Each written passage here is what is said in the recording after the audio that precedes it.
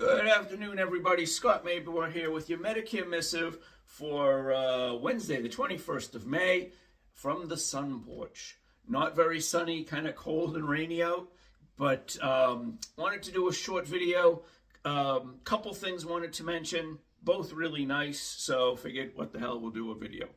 One, I finally finished my FSCP certification. So that is your Financial Services Certified Professional, not a CFP, not a financial planner, just kind of really a course on all the different financial products and how they interact. So in somebody's portfolio, they could have investments, they could have 401ks, and Roths and whatnot, as well as life insurance and annuities and long-term care and all of those things and how they all interact with one another. I started that course during COVID. Between their scheduling courses and my schedule, it took a while to complete it, but they had sent me an email 6 weeks ago or said congratulations, you've completed all the coursework, you just need to do the final exam. So again, I have my certificate nicely framed and put that up on the wall in the office. The other thing I wanted to mention is today was the day of my monthly networking meeting, and while I was walking out, one of the CPAs in the group pulled me aside to tell me something that he heard from a very special client of his wife, who he had referred to me. Now, she's up in Maine, and he said she is raving about me to everyone she talks to about Medicare. I was actually shocked, pleasantly, but shocked. I didn't think she was very pleased. She seemed kind of difficult to deal with, wasn't exactly, effusive with her praise, but basically said to me, but we changed her plan from one carrier to another.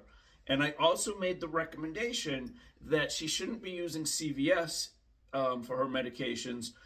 There was a Hannaford's nearby, and I said, if you could go to Hannaford's, if you're there anyway for your groceries, if you could get your prescriptions at Hannaford's, it will be significantly cheaper.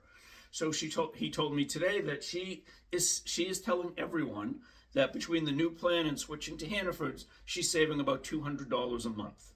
So she is absolutely thrilled, and I'm of course happy to hear that.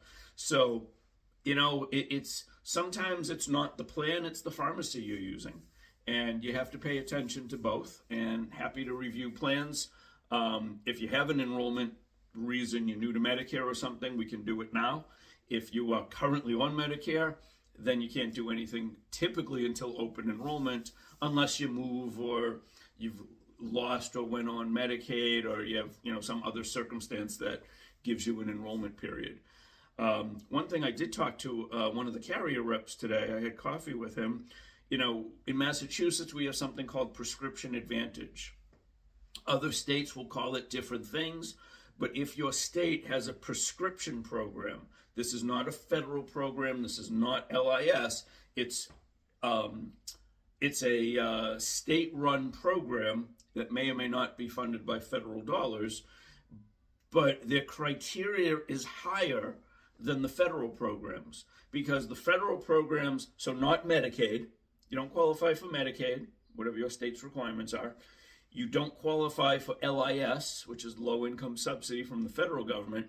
You may still qualify for these plans because these are for quote unquote middle income seniors. So in Massachusetts, you have to be 65 to qualify, and they're middle income. And off the top of my head, it's about 40,000 to 80,000 in income. So pretty generous income requirements, and it's a tiered system, and you get assistance with your drug cost. But by qualifying, and in most cases you don't pay for this unless you're on the very top income tier, and then it's a couple $100 a year, excuse me. You get a special enrollment period, as being when you qualify, you have a special enrollment period that you could use to switch as well. So if anyone's in that situation, happy to talk to you. Other than that, let me know if I can help. Happy to answer your Medicare questions. Happy to discuss long-term care. I am a huge advocate for long-term care. Was just reading an article, which I could also share the link, The article's a few months old, but it's been sitting in my inbox. And according to this source, and I didn't get into where they came up with the number, 70% of people over 70 will need some sort of assistance. Now, that could be assistance at home, could be assistance in a facility. It could be very short term, like you need somebody to come in for a month because you broke your leg or something. Could be permanent. But 70% of us will need some sort of help. I met with somebody recently, and I said, who's going to help you? Her mother is 100 or 101. I said, so you have longevity. She recently lost her husband, and her adult son lives in the house. And I said, well, by default, he's your caregiver. You have two other children, but one's an hour and a half away and one's hours away by plane. I said, so who is going to help you if you need assistance? It's going to fall on his shoulders, your adult son, and that involves what it involves. And she's like, no, absolutely not. And I said, well, then you're going to have to bring in aides to help you bathe or to help you dress or whatever. And who's paying for it? And she said, well, that's something I've never really thought of. And not that long-term care is inexpensive, but if it's better to pay for a policy at, a fifth of what the benefit is, or, whatever the percentage is, but if you pay, just for an example, $200 a month, but your home health aid costs $1,500 or $2,000 a month, and some or all of that is covered by your policy, is that money well spent? Maybe you don't even qualify for health reasons, but it's, in my opinion, worth checking out. Let me know if I can help. Always happy to give you some quotes. No obligation, just really like playing with the software. And we'll go from there. Have a great evening, everyone. Thanks for watching. Be well, stay safe.